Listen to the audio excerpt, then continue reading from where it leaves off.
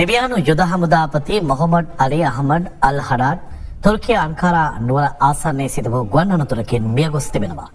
යන්නේ ගමන් කරමින් සිටි අනෙක් 7 දෙනාත් අනතුරින් මරණයට පත් වුණා.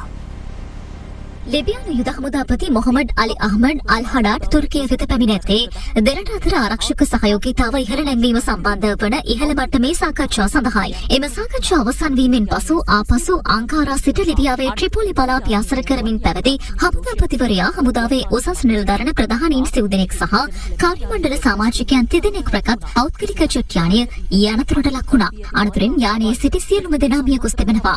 අනතුරට පෙර යානයේ නියමුවන් යම් තාක්ෂණික දෝෂයක් සම්බන්ධව ගුවන් පාලක මධ්‍යස්ථානයට දන්වා එහි ඉන්ධන හෙළමින් යානය ගොඩ බැස්වීමට උත්සාහ දරා තිබුණා. කෙසේ නමුත් යානය ඊට පෙර අනතුරු ලක් වී ඇති බවයි වාර්තා වන්නේ. සිදුවීම සම්බන්ධව තවදුරටත් විමර්ශන ක්‍රියාත්මකයි. අල් හඩඩ්ගේ අභාවය සම්බන්ධව තෙදින ශෝක කාලයක් නම් කළ ලිබියානු රජය ඔහුගේ අභාවය රටට සිදු වූ විශාල පාඩුවක් ලෙස නම් කර තිබෙනවා.